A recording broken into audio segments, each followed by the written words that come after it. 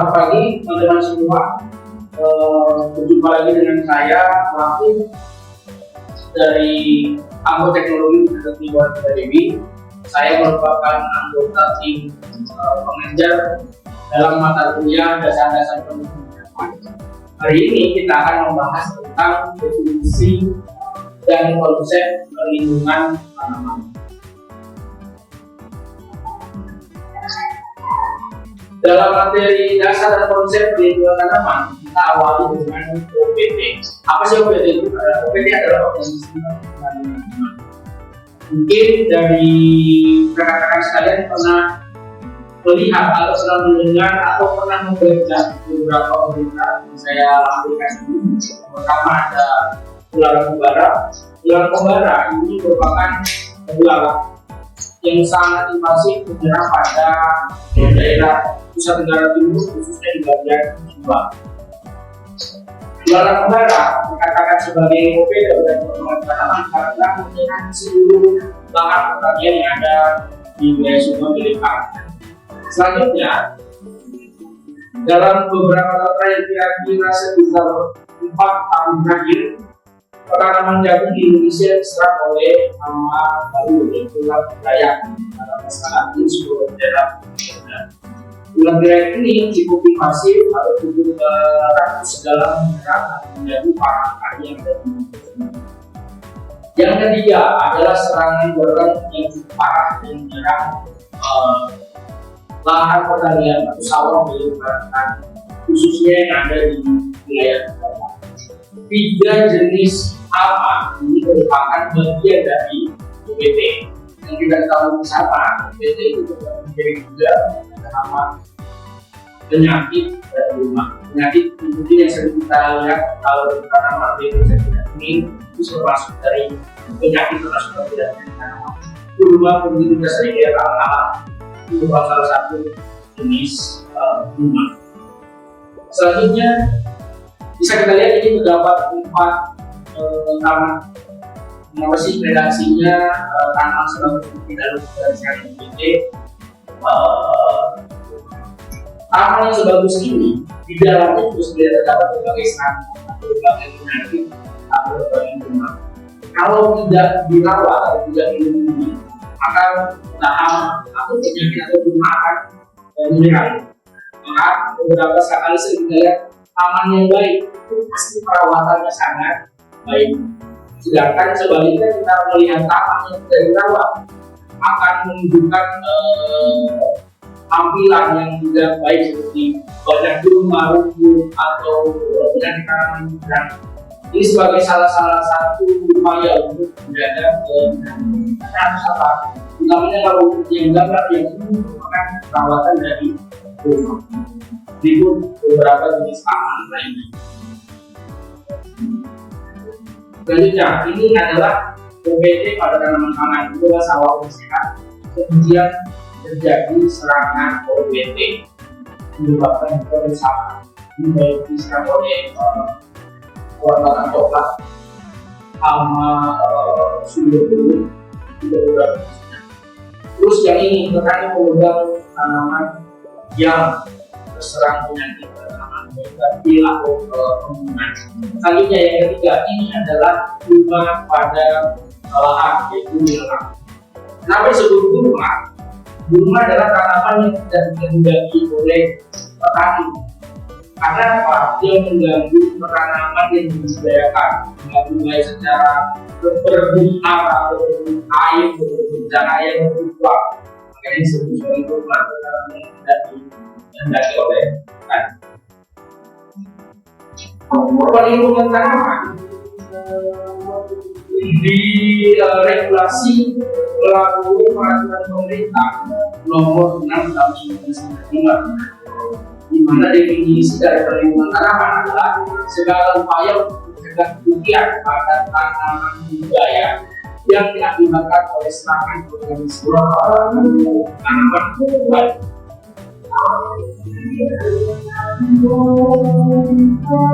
Organisme pengganggu tumbuhan adalah semua organisme yang dapat merusak, mengganggu kehidupan atau menyebabkan kematian pada tumbuhan daripada tingkat populasi terhadap itu menyebabkan kerugian. Yang kita ketahui bersama misalnya bahwa jumlahnya yang sedikit mungkin cuma 5 ekor itu tidak akan menimbulkan kerugian. Tapi ketika jumlahnya sudah sangat banyak tidak terbatas dapat menyebabkan kerusakan pada tanaman. Ketika tanaman rusak, tanaman tidak mampu menghasilkan produk, misalnya padi menghasilkan beras, jagung menghasilkan buah jagung dan lain-lain. Ketika tidak menghasilkan akan menimbulkan yang namanya kerugian secara hal yang sama juga seperti penyakit pada tanaman. Gulma juga dapat menurunkan produksi dari tanaman yang berbahaya.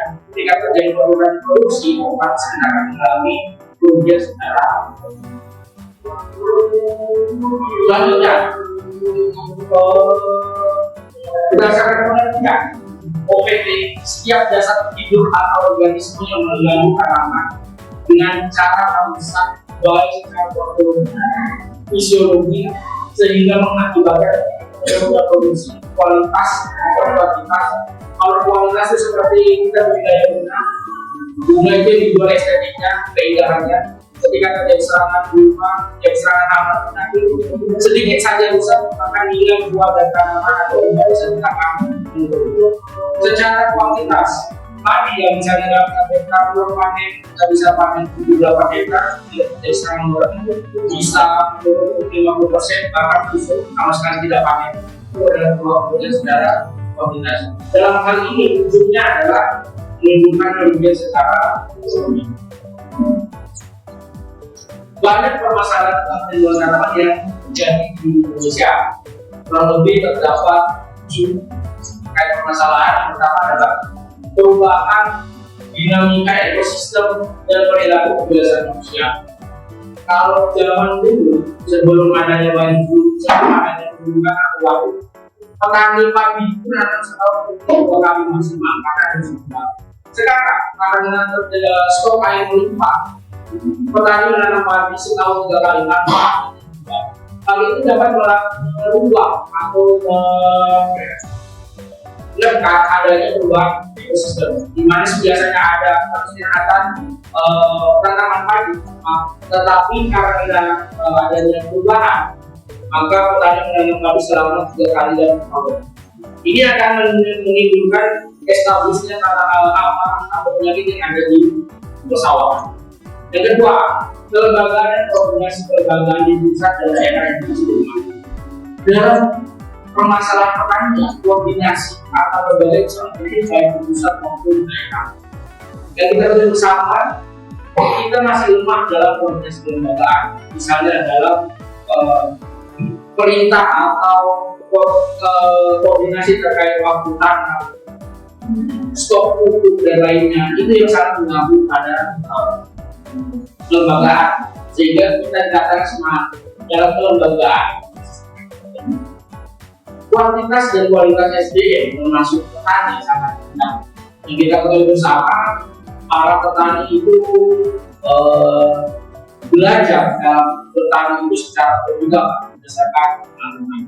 Sedangkan dalam dunia pertanian dibutuhkan pengetahuan suplai masukan, suplai input dari akademisi atau pemerintah terkait bagaimana cara budidaya yang baik, sehingga dibutuhkan seperti soal apa PAT. Sedangkan banyak petani dulu mendapatkan pelatihan untuk mendapatkan keilmuan tersebut, sehingga dikatakan kualitas dan kualitas sumber daya manusia seperti tadi masih cukup rendah. Sarana dan prasarana kerja termasuk laboratorium produksi sangat terbatas. Mungkin di tingkat kecamatan kita hanya melihat ilmu pertanian, ini hanya seperti pengawasnya, masukan dan lain. Aku produksi ini sangat terbatas. Kemudian hanya pada dapat oleh kementerian pertanian dan juga untuk produksi mas. Sehingga ini sangat membatasi jika terjadi serangan atau penyakit di lingkup petani. Dalam petani tidak memiliki peralatan yang cukup memadai, misalnya menanyakan apa ini hama apa ini apa. Terus peneliti dan penelitian penduduk yang relevan juga sangat kurang.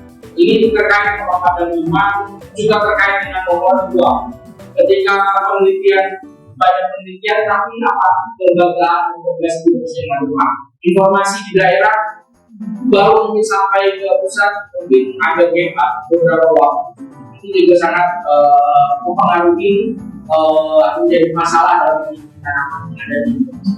Dan operasional juga sangat terbatas. Selanjutnya pengertian kesadaran perhatian dan masyarakat kami dengan tanaman masih sangat rendah. Ini sangat terkait dengan misalnya penggunaan bahan-bahan kimia termasuk penggunaan pestisida. Hal ini yang perlu diberikan pengertian kesadaran perhatian kepada masyarakat agar mengetahui bahaya terkait penggunaan bahan kimia yang berlebihan yang dapat mengganggu atau menjadi masalah pada tanaman yang eksistensi dan lain kerusakan lingkungan dan demikian terkait tentang dasar definisi dan konsep tentang pelindungan tanaman. Terima kasih.